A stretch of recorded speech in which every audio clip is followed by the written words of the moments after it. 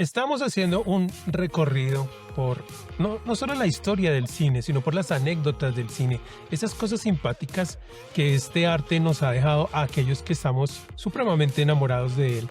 Y esas cosas que al atravesarse nuestras vidas nos deja una enseñanza o un muy interesante recuerdo. Estoy aquí con Javier, él está en Estados Unidos y él y yo les damos la bienvenida a ustedes al programa del día de hoy. Aquí se escriben mundos, se construyen personajes y las historias cobran vida. Esto es Guiones, Libretos e Historias. Bueno, Javier, ¿cómo está el clima por allá?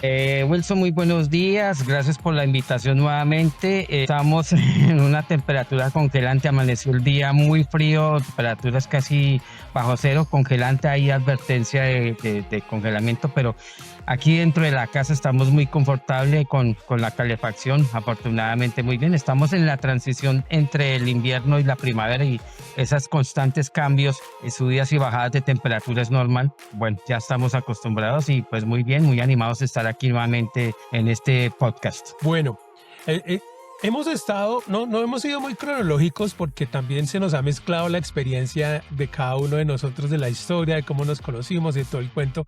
Y eso me parece chévere, me ha parecido bonito, porque creo que todo el mundo de alguna manera tiene algo que, más allá de contar de la historia del cine, tiene algo que contar de su historia con el cine. Y creo que eso es lo que hemos estado haciendo. Pero ya para entrar un poquitico en materia, digámoslo así, o para tomar como una nota para arrancar, tengo acá el dato que dice que el 28 de diciembre de 1895, ¿cuántos años ya para los 1900? En París, en el sótano de El Gran Café, habían habilitado como un lugarcito para que los hermanos Auguste y Louis Lumière presentaran en sociedad lo que llaman el cinematógrafo. Esa fue como una fecha primordial. O sea, era la primera vez que el cinematógrafo se le ofrecía al público, se mostraba ante los demás. Obviamente ellos ya habían hecho algo como en privado, en marzo ya, porque claro, imagínense, eso es diciembre, pero ya habían esperado un rato. Y me da mucha curiosidad que haya sido en diciembre porque hay dos, a nivel del cine internacional, por estas cuestiones mismas de lo que su merced plantea, de las estaciones en Europa y en Estados Unidos, el cine tiene dos espacios muy importantes para estrenar películas. Eso ha cambiado un poco, pero sigue.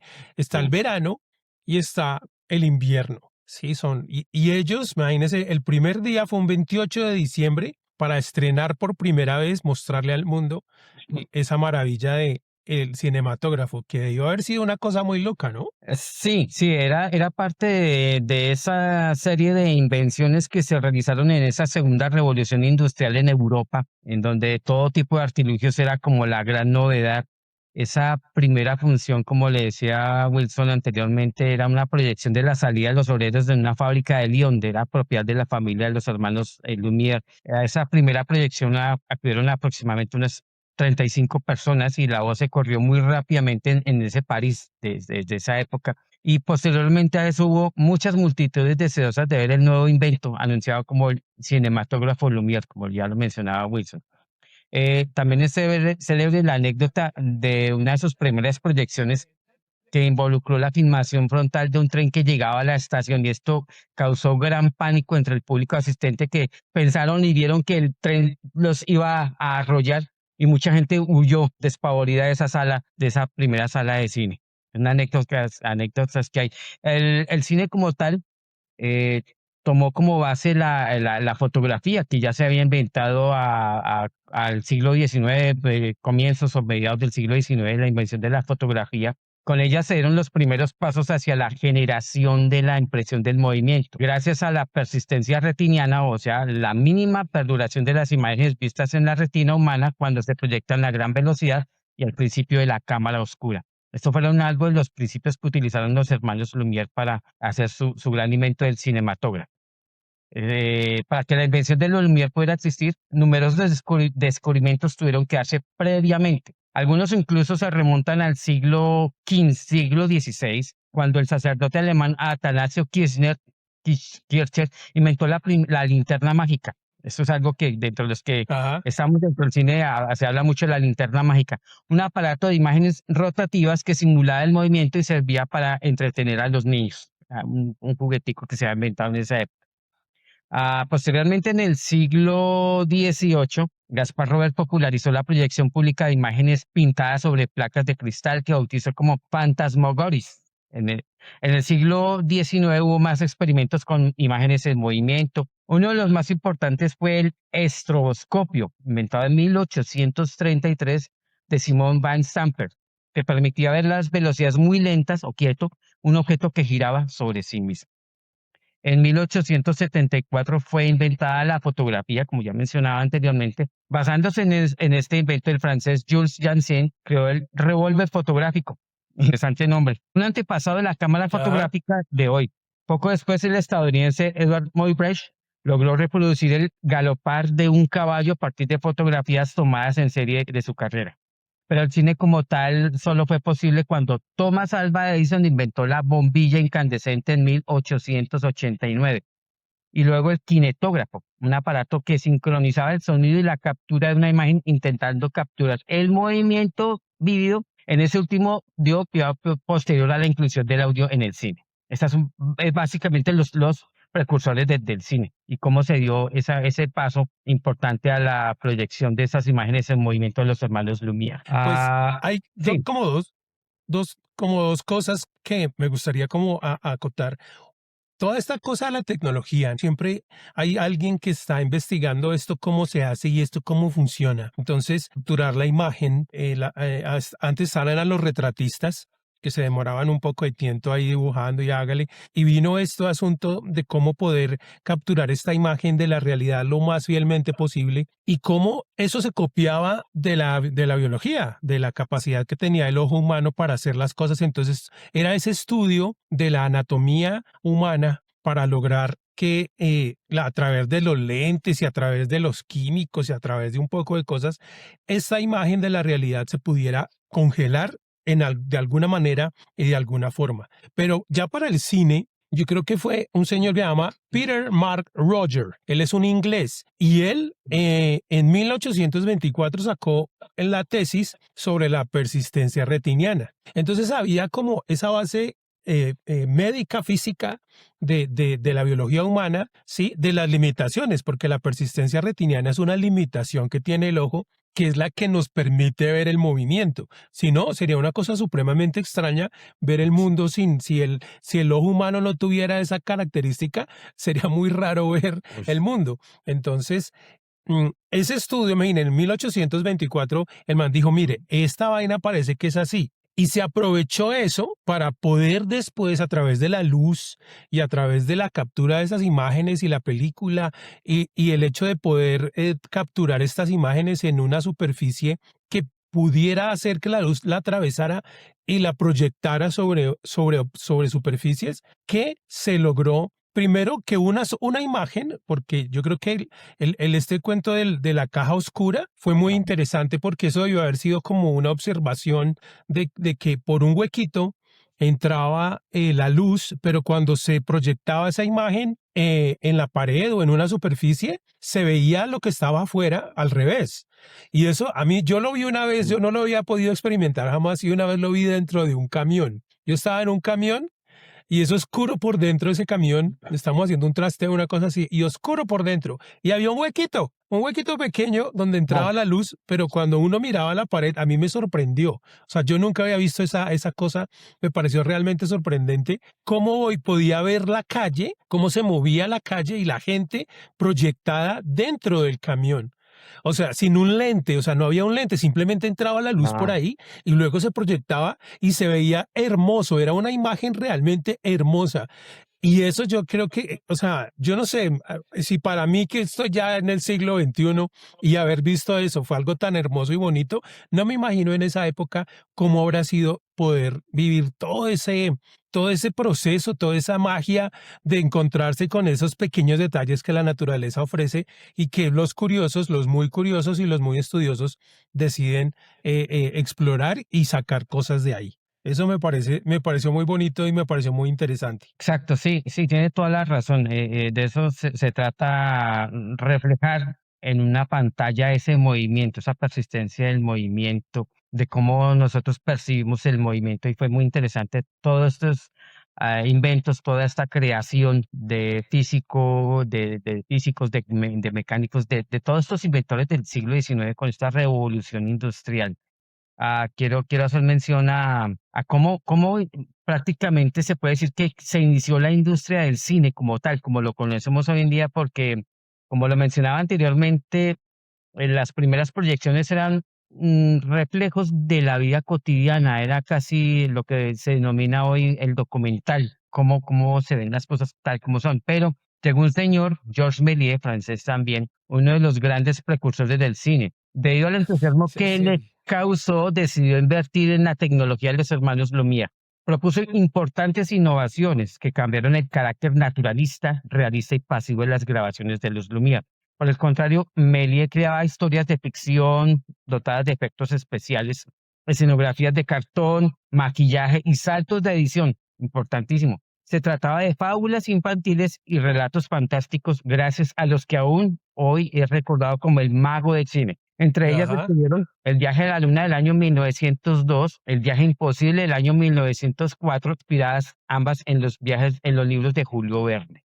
Eso es algo importantísimo, interesantísimo ver cómo este señor tuvo esa visión de darle ese carácter de entretenimiento al cine, porque los hermanos Lumière comenzaron sus proyecciones, pero ya en determinado momento se tornaba como algo muy monótono, estar viendo lo de siempre, lo que todo el mundo veía, la gente en la calle caminando, pero este señor Georges Méliès tuvo esa visión y dio ese gran salto del cine, de darle ese carácter de industria, es decir, de ese entretenimiento, de esa maravilla, esa magia, imprimirle esa magia al cine. Importantísimo esto del aporte que le hizo Georges Méliès a ese cine naciente, a esos inicios, a esos albores del cine. Pero no Pues mencionar es que sí, sí. siempre pasa como ese asunto en que alguien toma esta tecnología nueva, ¿no? Y dice, "Ah, mira, esto se puede hacer, quiero mostrarlo". Y ellos cobraban un franco, los hermanos Ah, Lumière cobraban un franco por ver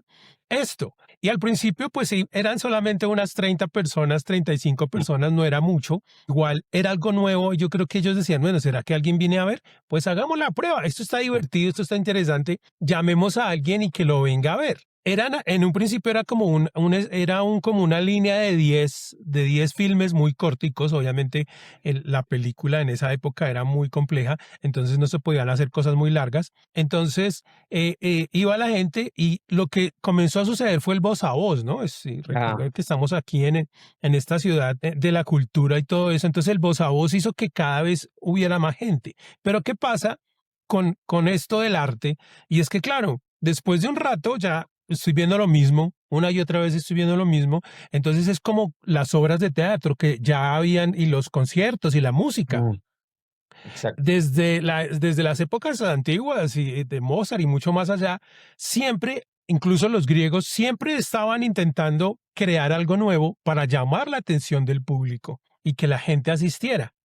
Y obviamente había diferentes personajes que querían hacer eso, pero la tecnología no era económica. O sea, imaginémonos nosotros lo que era no solo tener la cámara para capturar el proceso de captura, sino todo el proceso de revelado y luego el proceso de montaje y luego la máquina para la proyección. A nosotros ahorita nos puede parecer muy sencillo, pero en esa época no era tan fácil.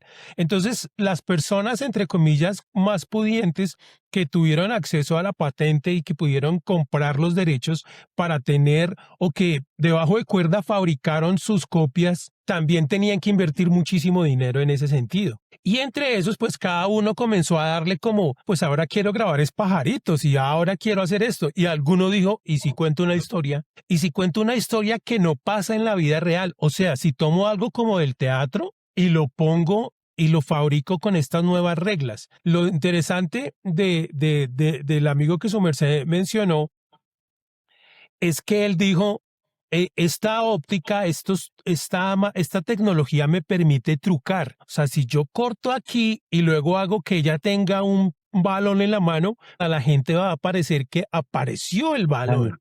Magia. Y si cojo una película y le hago lo otro y la corto, entonces va a parecer que él está en dos lugares al mismo tiempo. O sea, empecé a jugar con eso, que es lo divertido que tiene el arte. Cuando juegas con el arte, produces cosas nuevas. Entonces, Melier, ese fue su aporte, el proceso de cómo jugar con todas estas alternativas y todas estas posibilidades. Si nosotros lo vemos ahora, con lo que pasa, esta idea de la inteligencia artificial, ¿sí? Que ofrece un montón de posibilidades para diferentes rubros del arte y de la tecnología y de la vida común y corriente.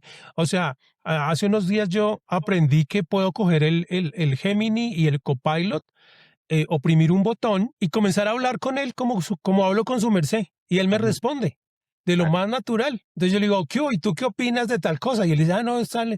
Pero yo no creo. Y empieza a opinar y yo, solo a nivel conversacional. Ahora, un poco de plataformas que hay ahora donde yo puedo tomar una escena normal de dos personas hablando y le digo a la inteligencia artificial, a esta persona conviértela en un robot y toma la luz, el ángulo, el movimiento de la cámara y lo reemplaza. Y ya está ahí. El chat GPT ahora que uno le mete el prompt de haz un dibujo animado y pum, coge a la persona y la transforma en dibujo animado, que ya entiende las letras, toda esta tecnología está ahí, pero es solamente cuando comenzamos a jugar a nivel artístico, cuando salen las cosas interesantes. Porque todo puede ser bueno y todo puede ser malo. Una de las cosas del cine que también comenzó a popularizarse, obviamente muchísimo tiempo después, son estas películas snuff, ¿sí? Que nadie sabía si eran reales o si no eran reales. Entonces dense cuenta que lo más bonito que puede uno hacer con estas cosas artísticas es jugar con ellas, porque se producen cosas muy interesantes. Entonces darle a un niño pequeño, antes que un celular, una cámara de fotografía, una cámara de video, a ver el qué puede llegar a crear. Yo creo que eso es muchísimo mejor que darle un celular, porque es que en el celular uno se distrae, o sea, deja de pensar en lo que está haciendo y se distrae. Pero imagínate darle una cámara de fotografía, así sea de rollo de esas viejas, a un niño, a ver qué fabrica. Me parece también muy interesante verlo desde ese punto de vista. Exacto, sí, sí, tiene toda la razón en ese sentido.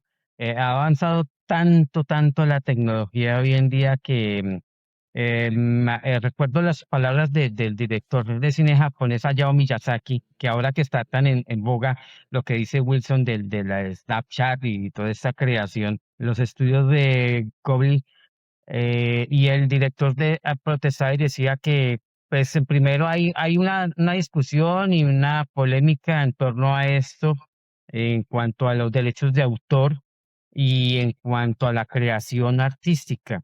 Y él decía que eso era como un atentado, que porque ya estaba todo hecho prácticamente, ellos se tomaron alrededor de más de 10 años aproximadamente para crear esa característica de ese dibujo animado, los estudios Ghibli, y llegar a la inteligencia artificial ahora. Él decía, palabras más, palabras menos, es copiar y pegar prácticamente lo que hace esa inteligencia artificial. Bueno, va a seguir este avance, esto es vertiginoso, ¿no? Y como hablábamos de estos precursores del cine, de todo este proceso del cine, eh, quiero hablar algo del proceso empresarial del cine. Un señor de nombre Charles Pathé, también francés, fue un emprendedor del cine fruto de las exhibiciones de los hermanos Lumière. Este señor Pathé fabricó sus propias cámaras con las que inició sus producciones. Además, intentó combinar el fonógrafo con el cinematógrafo para captar audio y video al mismo tiempo, aunque sin mucho éxito. Posteriormente, prosperó en el mundo empresarial de cine. Fundó la primera empresa cinematográfica que combinó las tres ramas de la industria del cine: producción, distribución y exhibición, llamada Pathé Theatres, de los hermanos Pathé. En Sí, sí. esta empresa tuvieron lugar muchas innovaciones del lenguaje cinematográfico, como los planos cinematográficos cercanos, no generales. Se debieron especialmente a Ferdinand Seca, hacía de actor, director, guionista y decorador. Estos son los primeros pasos, y posteriormente hay que hablar de alguien que un gran personaje, ícono del cine mundial, como lo fue el señor Charles Chaplin. Antes de Chaplin, tengo que hablar de otro gran personaje. En 1912, Thomas Alva Edison dio los primeros pasos hacia el registro de audio e imagen a la vez, aunque con muy poca calidad todavía. Además, gracias al cronófono de Leo Gamón en 1910, la posibilidad de incluir sonido en los filmes comenzó a vislumbrarse. Sin embargo, el cine fue mudo durante sus primeros 30 años. Se continuó acompañando las proyecciones con música en vivo hasta en el año 1927, cuando el primer largometraje sonoro fue posible, a través de la sincronización de un disco reproducido al mismo tiempo que el filme. Esta primera película sonora fue El cantor de jazz de la Warner Brothers Pictures, producida aquí en los Estados Unidos. Decía yo que uno de los grandes íconos del cine mudo, como se conoce, o cine silente, que es el término técnico, fue el señor Charles Chaplin. Era inglés, venía de un estrato humilde, de una situación muy compleja en su infancia y adolescencia, pero tenía la dote artística y ese don para hacer comedia. Los gags eran muy reales, las Oh, caídas, y él expuso su vida no muchas veces sé, hombre. para hacer esos gags y para hacer esas caídas.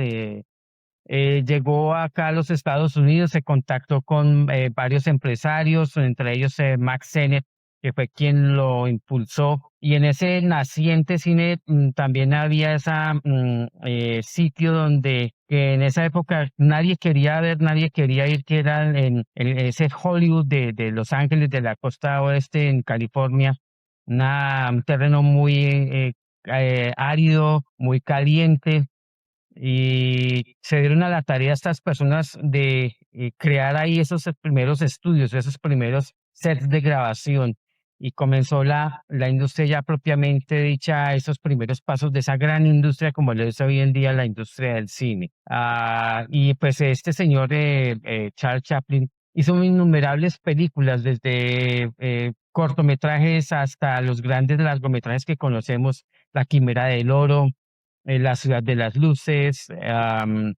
Posteriormente, con la llegada del cine sonoro, pues el personaje como tal ya no existió, el Charlotte.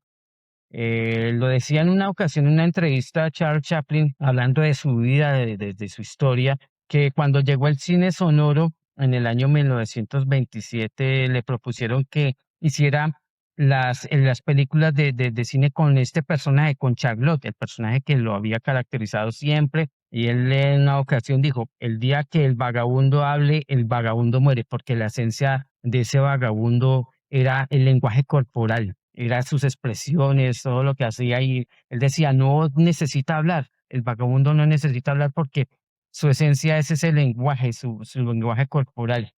El lenguaje cinematográfico, pues comenzó todo este proceso.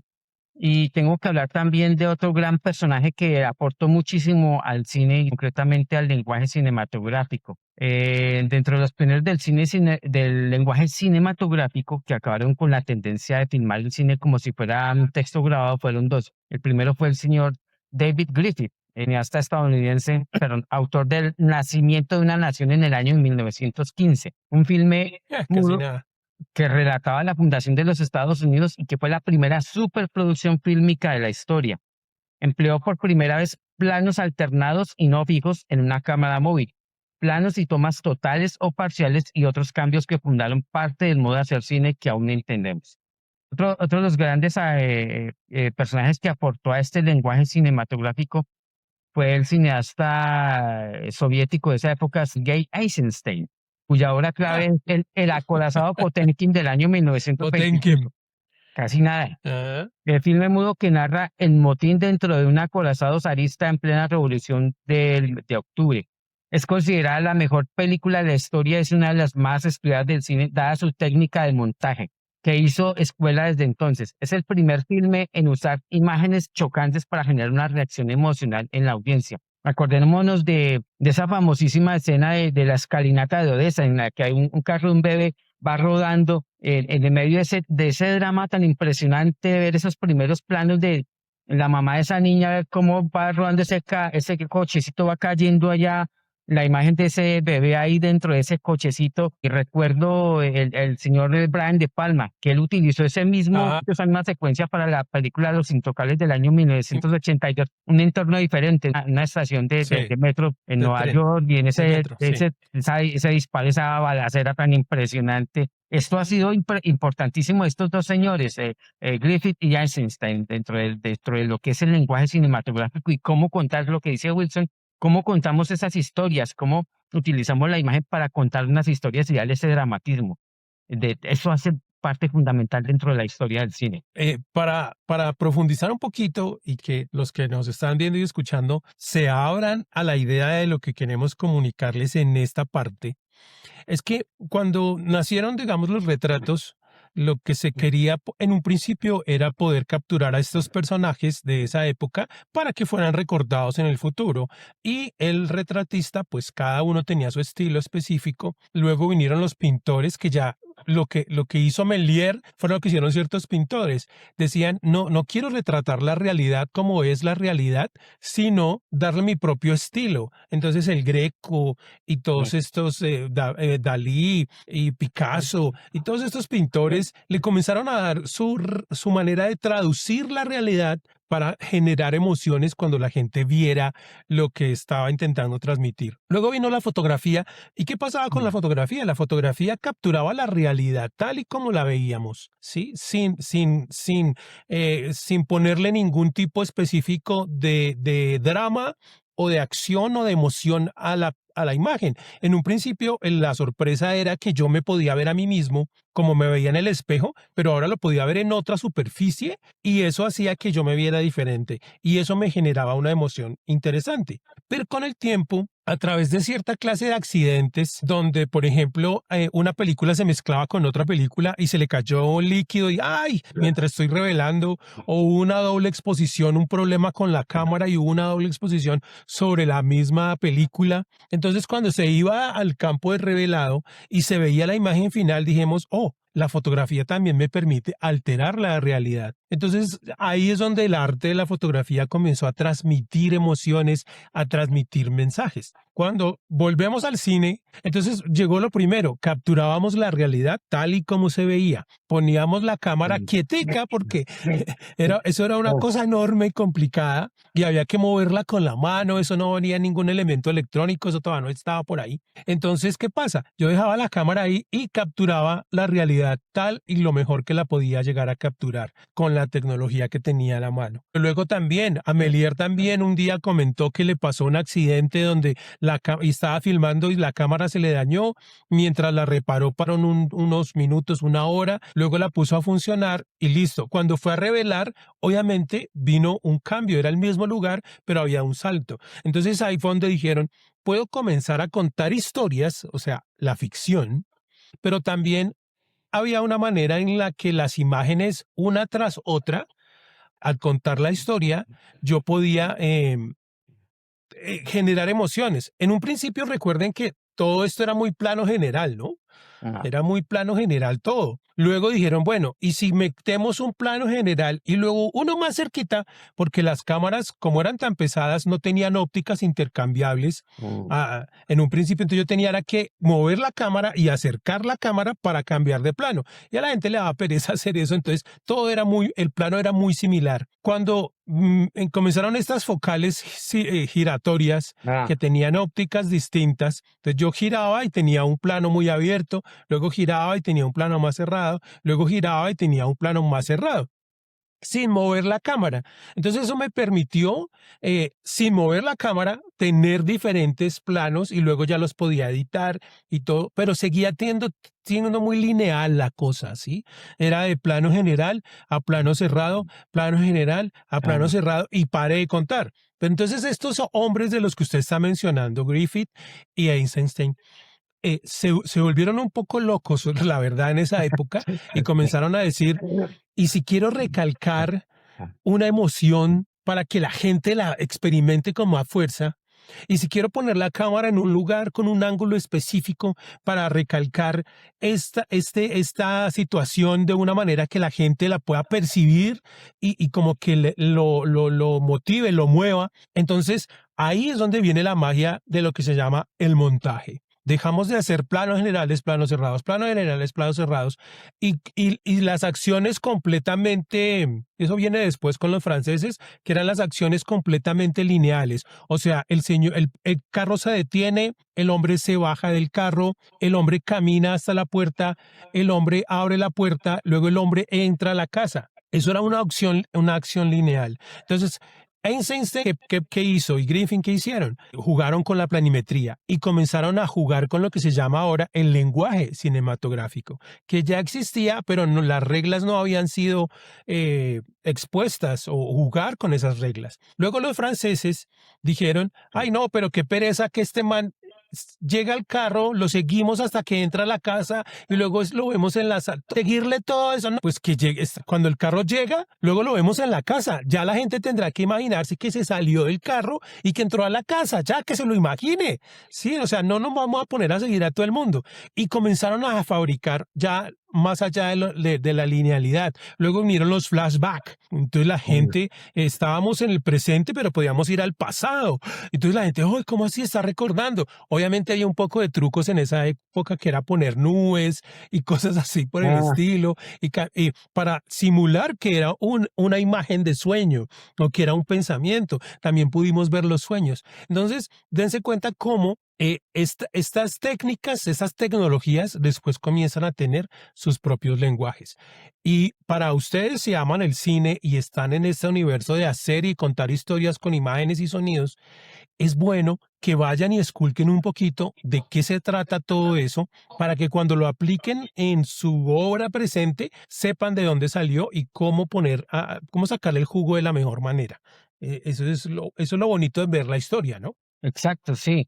Es un proceso y toda una secuencia importantísima, interesante del aporte que dio cada uno en su momento y en su medida para hacer de lo que hoy en día es esta gran industria del cine, de lo que decía Wilson. O sea, lo vemos muy fácil y todo, pero todo esto tuvo un tiempo, todo hace un engranaje para poder llegar a lo que conocemos hoy como cine. Uno va a una sala, a un teatro de cine y se sienta a ver su película favorita y pues ve uno todo esto, crea las emociones, pero ¿qué es lo que hay detrás de todo esto? Todo este proceso y todo lo que hay detrás, todo el personal que se utiliza para una producción cinematográfica, un ejército También, completo, técnicos, equipo técnico, equipo artístico, en fin, una infinidad. Ve uno en los créditos a los que nos gusta quedarnos al final de la película viendo todos los créditos de toda la cantidad de personajes y todas las personas que colaboran en los equipos, las empresas. Es impresionante todo esto, cada uno en su en su debido trabajo para aportar a lo que es esto. Tengo que hablar algo y quiero hablar algo de lo que fue la llegada del cine de color, que es lo que vemos porque durante mucho tiempo el cine fue, aparte de ser cine silente, después llegó la llegada del cine sonoro y posteriormente el cine a color, como decía Wilson, cómo percibimos nosotros con esta gama, estas tonalidades de colores, pero el cine no lo había permitido. Llegó el cine a color. La invención del cine a color fue una preocupación de los pioneros del cine. Y ya estaban preocupados por eso, pero ¿cómo hacemos para reflejar eso? Que estamos viendo un cielo azul o los cambios de estaciones o el césped verde, ¿cómo hacemos para reflejar esto? No, bueno, los hermanos Méliès procedían a colorear uno por uno los fotogramas de sus filmes. Era una técnica muy poco eficaz y muy costosa para su momento. Sin embargo, en el año de 1915 apareció una técnica llamada el Technicolor, una compañía que trabajó durante años en la producción de sistemas fílmicos a base de colores primarios que permitieron inicialmente insertar secuencias de color en filmes de blanco y negro. Recién en 1929 se proyectó el primer largometraje a colores llamado que es como ese with the show, on the show, en el espectáculo, más o menos se traduce eso, en el sí, sí, sí. espectáculo. En el año 1932 se incorporó un tercer color a la paleta. Se logró un sistema en base a los tres colores primarios que daba grandes resultados. Fue empleado por la compañía Disney o por Walt Disney en su momento en sus animaciones. Finalmente, este sistema fue reemplazado en el año de 1950 por el propuesto por la empresa Eastman Kodak, mucho más sencillo y eficaz. Esto es otro proceso importantísimo Además que era complicadísimo, porque había que filmar la película con 3 colores distintos y al principio eran tres cámaras distintas filmando cada una un color. Luego se logró que la misma cámara lograra capturar los tres, o sea, el RGB, los 3 colores, y luego eso para revelar eso era, o sea, el Technicolor hace que esas películas antiguas se vean muy lindas y muy distintas, porque la manera de obtener el color era realmente muy, muy orgánica. Ahorita la tecnología es muy distinta, pero en esa época era muy orgánica, pero y por eso eran tan caras. Imagínense, si no más uno con una película, ahorita comprar yo una película de 16 milímetros vale un jurgo de plata y revelarla y el proyector, ahora, eso es costoso. Imagínense para hacer una película en esa época Cleopatra, por ejemplo, que fue hecha en Technicolor, que duraba un jurgo de tiempo y eran 3 rollos de película, uno para el rojo, otro para el verde y otro para el cian, sí, RGB. Entonces, eso era una cosa loca en esa época, y luego revelar eso, y luego masterizar eso, y luego proyectarlo, porque la técnica se hacía al revés. En un principio era muy complejo, bueno, siempre fue complejo porque eran cámaras enormes cuando se podía manejar las tres películas dentro de el mismo cuerpo de la cámara, eran unas cámaras gigantes. Es que ahora yo estuve viendo hace poco un documental sobre eso y yo no la podía creer, yo no lo sabía, todo el truco del Technicolor, o sea, uno siempre ha filmado en Technicolor, pero yo no comprendía lo que esa cosa significaba y toda la tecnología, y por eso las películas de antes se ven tan bonitas. Antes ya de finalizar, que el tiempo está llegando a su fin, una pequeña anécdota del siglo XXI es que hace poco, o sea, ahorita para ver cine de acción, si uno quiere ver cine de acción, yo siempre le voy a decir, váyase a un IMAX. Es la mejor experiencia cinematográfica para ver cine de acción. Si quiere ver cine independiente o cine un poco más, digámoslo así, dramático o comedias o cosas así por el estilo, pues ya puede irse a otros tipos de cine. Pero hace poco, hace unos años, en Colombia llegó una cosa que se llama el Onyx. Y el Onyx son salas de cine que son pantallas como televisores gigantes, monitores de 200, de 300 pulgadas, incluso más grandes, una cosa enorme. Pero ya no hay proyector, ya no hay en la parte de atrás un proyector ni digital, ni análogo, simplemente ponen la película en digital y ya el televisor se enciende frente a nosotros. Eso también fue una manera de cambiar la manera de lo que era la proyección cinematográfica. Ya no estamos viendo ese cine, ya no es lo mismo. Obviamente la calidad, hablando de que el 4K, del 8K, el 16K, se consiguen otro tipo de negros, otro tipo de calidad de imagen que la hace ver interesante. Yo creo que la primera que yo vi ahí fue la primera versión del Joker, el nuevo Joker. La primera parte la vi en Onyx y se veía muy lindo, era hermoso, el sonido es espectacular, es muy chévere. Pero cuando logras ver esas películas viejas de los 80, El Padrino, las películas de Terminator, si les gusta la acción, Hannah y sus hermanas, si les gusta la comedia de Woody Allen, que eran películas filmadas en película, es distinto. Es diferente, es muy distinto y ahorita hay aquí cineclubs que proyectan las películas en 35 milímetros y es otro sabor. Yo lo recomiendo para los que lo puedan hacer porque es otro sabor, o sea, cada vez es menos porque conservar esas películas es supremamente complicado y todo se pasa a digital para que se conserve, pero no es que pierda, sino que es distinto. Entonces, si algún día pueden ver realmente una película en 35 milímetros, yo me pifié todos los 80 y todos los 90 y todos los 2000 viendo películas en 35 milímetros. O sea, tiras verdaderas y todas estas de Titanic, eso era 35 milímetros. A mí no me van a echar el cuento. Ya Avatar y sus amigos después, eso ya es otra cosa. Pero mucho cine en 35 milímetros que fue delicioso. Sí, lo que dice usted es muy cierto y los que tuvimos oportunidad de vivir esa experiencia en la clásica sala de cinematografía, algo que no podía faltar era el sonido del cinematógrafo, ese sonido, cómo giraba la cinta, exacto, eso, característico. Sin eso no había cine, que ese sonido característico y uno toda la película estaba escuchando ese sonido ahí de ese proyector. es algo básico y fundamental ahí dentro de ese cine clásico, que eso era también parte de la magia, ¿no? De ir a una sala de cine, no solo la imagen, sino también ese sonido que era como ese efecto sonoro, era parte del cine, era algo,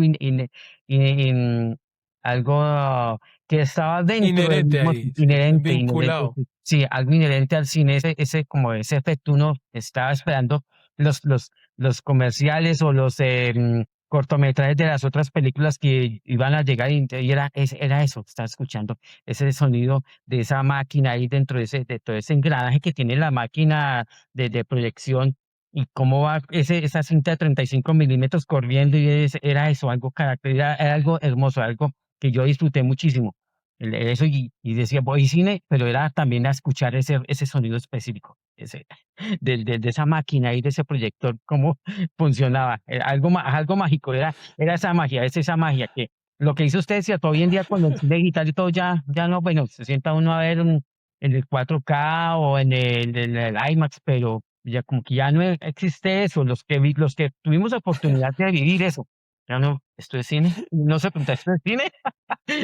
Había una cosa que era que ya no pasa, obviamente.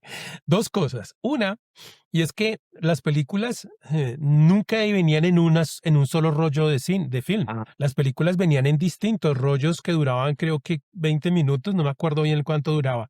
Y el proyector, o sea, la persona que manejaba el proyector tenía dos proyectores. Uno donde ponía el primer rollo y el rollo número 2 se ponía en el otro lado. Y el truco era que uno tenía que estar mirando la pantalla, el proyector tenía que ajá. estar mirando la pantalla desde arriba, por eso había tres huecos, uno para el proyector 1, otro para el proyector 2 y otro para el man que estaba viendo, la persona que estaba viendo ahí. El Porque proyector. en la esquina superior derecha, si no estoy mal, cuando faltaban cierta clase de segundos para que se acabara ese rollo, Ah, aparecía un círculo sí, de un exacto. color o una X, un círculo, El aparecía una círculo, señal, sí, era un círculo y volvía a aparecer cuando ya se iba a acabar. Entonces la persona tenía que tener sincronizar. muy en cuenta porque sincronizarse porque en una mano tenía el proyector número 1, en otra mano el proyector número 2 y cuando aparecía el segundo círculo, ¡prum!, tenía que ser el cambio para que esta se apagara y el otro prendiera y nosotros nunca No, nos diéramos cuenta de que había un corte. Eso era, pero obviamente como yo sabía cómo era, a mí me gustaba mirar, ay, al cambio. A veces el man se demoraba y sí, había un hueco negro y luego aparecía la película. A veces pasaba. sí. Había veces que ponle cuidado. Ahora eso no pasa porque las películas vienen en digital y después les hablamos de cómo es eso ahora.